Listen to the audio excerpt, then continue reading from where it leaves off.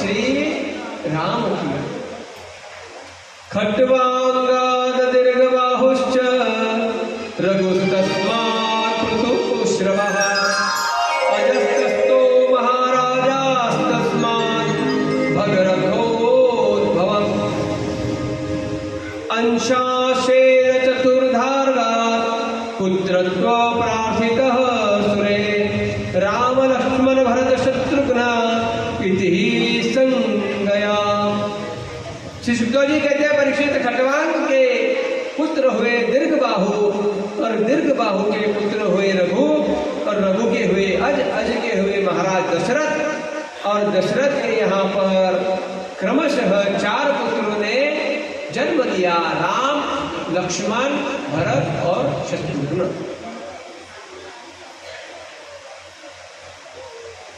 जब यह इनका जन्म हुआ, राजा दशरथ जब राज्य करने लगे, 7 वर्ष से आगे उम्र हो गई, बुढ़ापा आने लगा। एक दिन देखा कांच में बाल सफेद हो रहे। उस समय डाई नहीं थी ना, लगा देते।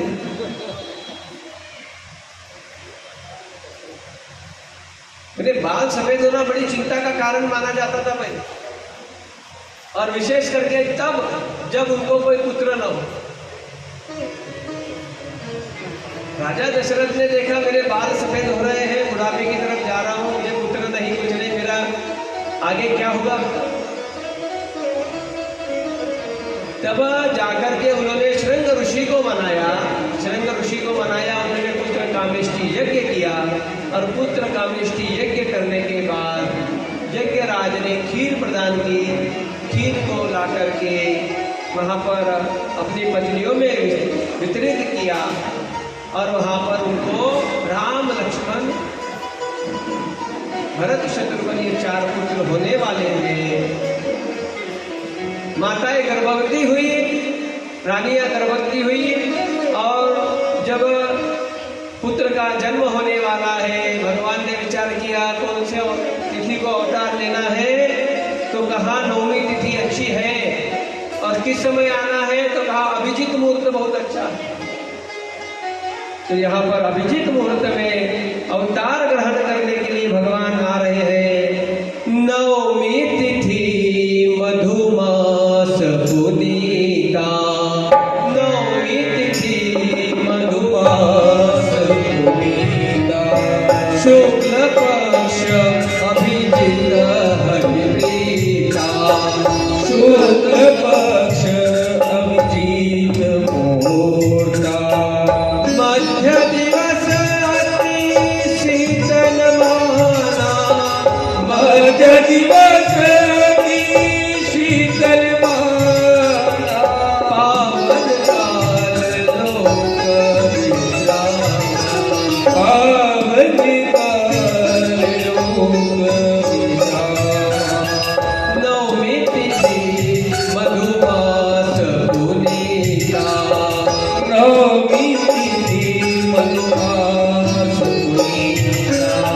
और इस प्रकार जब भगवान ने निश्चय किया 9वीं तिथि को जाना है, चैत्र मास की 9वीं तिथि, दोपहर का समय, भगवान पहले चतुर्भुज रूप में आ गए। माता से कहा, माता मैं आपके यहाँ पर पुत्र बन के आ रहा हूँ, मगर मुझे पुत्र के भांति ही पालना, नहीं तो भगवान समझकर बिठा दोगी आलय में, मंदिर में बिठा के पूजा करोगी।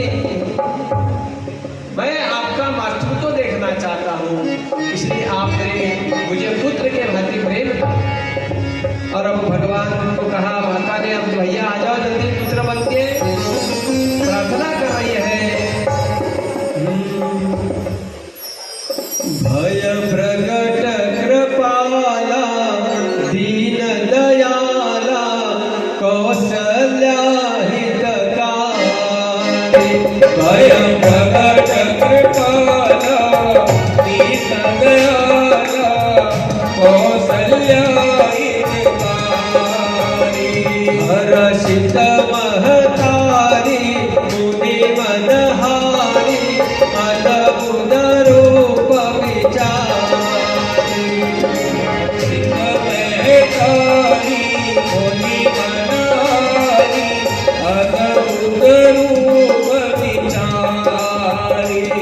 लोचन अभिरामा तन घन श्यामा निज आयुष मन चारि भूषण बदयारा नयन विसारा शोभा कर दूरी कर जोरी आस्तुति तोरी केहि विधि करहु अनंता आया गुण ज्ञाना एक रमाना वेद पुराण अनंता करुणा सुख सागर सब गुण आगर जहि जावै सदयंता सोम महित लागी जन अनुरागी भजहु प्रगट श्री गंता ब्रह्मांडनिकाया निरपित माया रोम रोम प्रतिवेद कहे मम पुरत उपाधि यह उपहाति सुरत धीर मति धीर न रहे उपजा जब ज्ञाना प्रभु मुस्काना तेरी प्रभु प्रविधि कीन कहे कही कथा सुहाई मातु जाय जहि प्रकार प्रेम कहे माता पुनि बोली सोमति बोली तजहु तात प्रभु रूपा की शिशु लीला अति प्रिय शीला यह सुख परम अनुपमा सुनि वचन गाना गोतम गाना होई बालक गुण भूपा जन चरित जुगाय हरिपद पावै जन पावन रूपा विप्रतेनु सुर संत हित लीन मनुज अवतार रामा लीन मनुज अवतार तव इच्छा अनंत प्रभु माया गुण गोपाल सियावर राम बोलो जय सिया राम बोलो जय सिया राम जय सिया राम बोलो जय और भगवान रामचंद्र का यहाँ पर जन्म हुआ। दासी ने आकर कहा दशरथ जी आपको पहला पुत्र हो गया बधाई हो। फिर दूसरी दासी आई बधाई हो दूसरा पुत्र हुआ। फिर एक दासी आई तीसरा पुत्र हुआ। फिर एक दासी आई चौथा पुत्र हुआ। आपने रामायण सुनिए एक प्रश्न करूं आपको रामायण सुनिए आपने समझे तो बताना मुझे लक्ष्मण बड़े हैं कि भरत। राधे राधे तो कथा आगे बोलूंगा। राधे राधे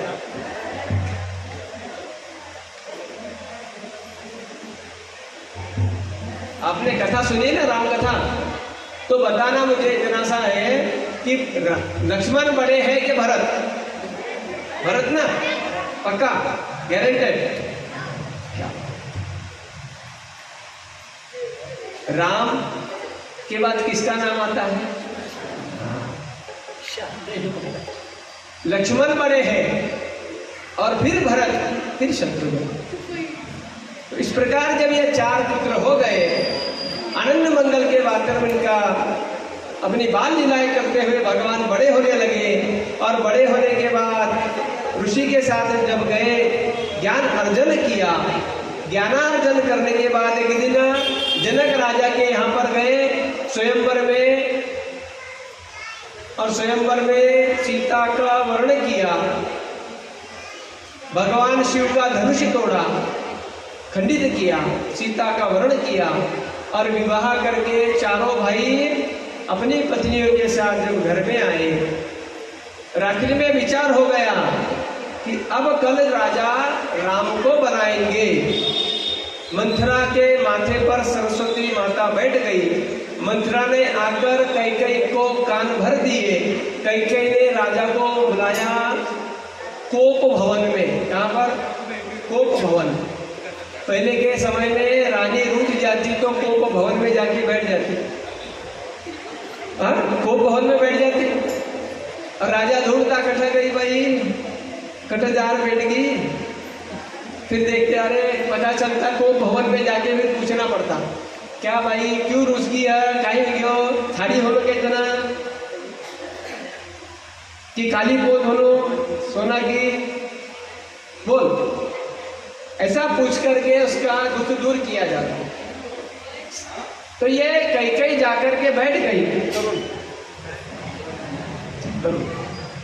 कैकेयी जाकर बैठ गई। राजा दशरथ को पता चला। दशरथ आए, आकर के कैकेयी से पूछने लगे, कैकेयी तुम यहाँ पर क्यों बैठी हो?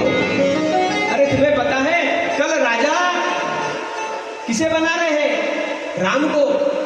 कल राम का राज्याभिषेक है और तुम यहाँ पर खूब भवन में आकर क्यों? तब कैकेयी ने कहा, यही तो बात मुझे पसंद नहीं आई। तुम होते कौन हो? राम को राजा बनाने वाले। दशरथ राजा, तुम्हें याद है ना, एक बार युद्ध में मैंने तुम्हारी जान बचाई थी, प्राण बचाए थे, तब तुमने मुझे 2 वर दिए थे। वो वर मैं आज मांगती हूं। दशरथ ने कहा, ठीक है मांग लो, आज तो बहुत खुशी का अवसर है। कल राम को राजपद मिल रहा है, राजा बनने वाले हैं, मांग लो तुम्हें क्या चाहिए। कैकेयी ने कहा, मुझे और कुछ नहीं, मुझे 14 वर्ष का वनवास राम को चाहिए, पहला वर, और दूसरा वर चाहिए भरत को राजपाट। अयोध्या का राजा भरत होगा। ये सुना दशरथ जी ने, क्या राम को वनवास 14 वर्ष और भरत को राज? ये क्या कर रही तू? अरे कल अभिषेक होने वाला है राम का और तू कहती है कि उसे वन में भेज दो। इतनी निष्ठुर मत बन कैकेयी, मेरी बात सुन। तू मजाक कर रही है ना? तू मुझसे मजाक कर रही है? कैकेयी ने कहा, कोई मजाक नहीं चल रहा है यहाँ पर। यहाँ पर मैं अपने बेटे के लिए राज मांग रही हूँ। मेरा बेटा भरत बनेगा राजा और वो राम जाएगा वन में। दशरथ जी ने जैसे ही सुना, मेरे पुत्र को 14 वर्ष का वनवास, घुटनों के बल नीचे गिर पड़े। फिर से कहा, अरे कैकेयी कुछ और मांग लेती, मैं तुम जो मांगती मैं दे देता, मगर तुमने क्या मांग लिया? मेरे पुत्र के लिए वनवास। कैकेयी अपनी बात पर जिद गई, अड़ गई, मुझे कुछ नहीं पता, जाओ राम को आदेश दो। राम को संदेश भेजा। राम आए, राम से कहा, पिता ने न चाहते हुए कहना पड़ा कि राम, मैं वो अभागा बाप हूं जो अपने ही पुत्र को वन में जाने का आदेश दे रहा हूं। तुम्हें कल 14 वर्ष के लिए वनवास में जाना पड़ेगा।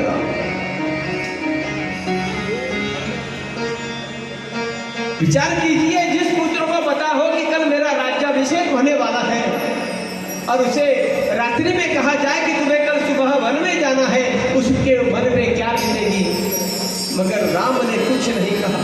राम ने कहा, ठीक है पिताजी, अगर ये आपकी आज्ञा है, ये माता की आज्ञा है, तो मैं जाने के लिए तैयार। आप मेरे भाई भरत को राजा बना दीजिए, मैं जाने के लिए तैयार। जी सुना,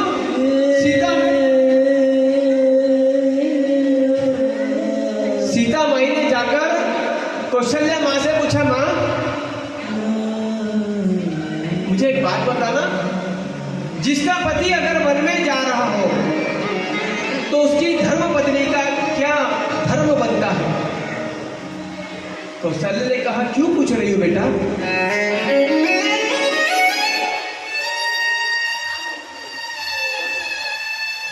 कौन जा रहा है वन में? तब सीता ने कहा, मां, आपके पुत्र राम को और मेरे पति राम को वन में जाने का आदेश मिला है, तो मेरा धर्म क्या होगा? तो कहा कि बेटा, जहां पर पति रहेगा वही पत्नी रहेगी। तो कहा, मां मुझे आदेश दो, मैं वन में जा रही हूं अपने पति के साथ।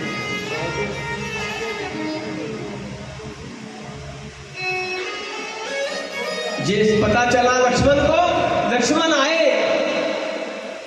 और भैया राम से कहने लगे, भैया आप अकेले वन में नहीं जाएंगे, आपके साथ ये छोटा भाई भी जाएगा।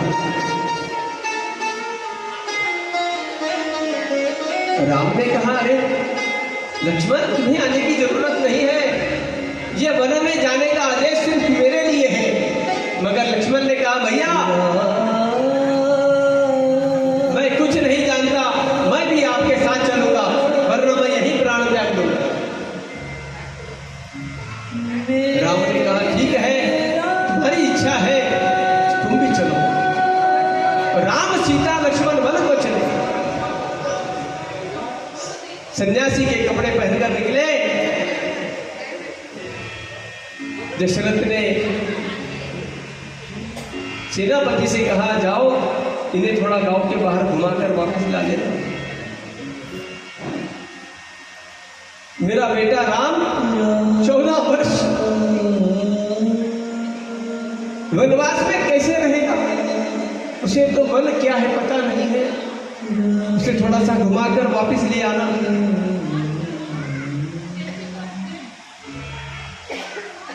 जब राम जाने लगे, अयोध्या की सारी प्रजा भी जाने लगी। आगे जाकर के जब विश्राम किया, भगवान ने रात्रि में इनको सोया छोड़कर आगे निकल गए।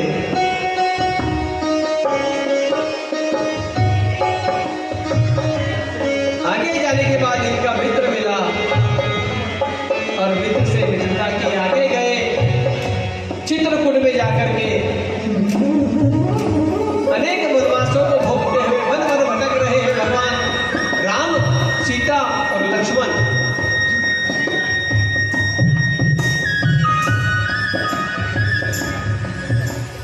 अनेक दैत्यों का संहार किया, सीता का हरण हो गया। हनुमान जी ने सीता का पता लगाया, राम गए, रावण का वध किया। अब जब पुनश्च आए तो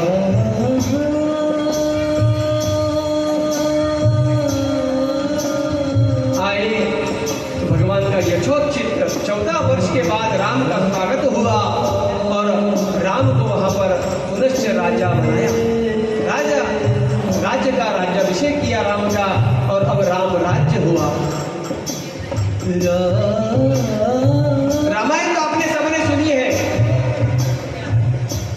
बस यही अभिप्राय होता है, समय कम होने के बाद थोड़ा सा शॉर्टकट में बोलना पड़ता है। वरना रामायण जैसी अगर जीवन में जीवन कैसे जीना है ये सीखना हो ना, तो ये रामायण से सीखा जा सकता है। और अपने मरण को कैसा सुधारा जाए तो भागवत कथा सीखनी चाहिए। यहाँ पर भगवान राम का एक दृष्टांत देकर मैंने राम कथा को यहाँ पर पूर्ण किया है। बोलिए सियावर रामचंद्र की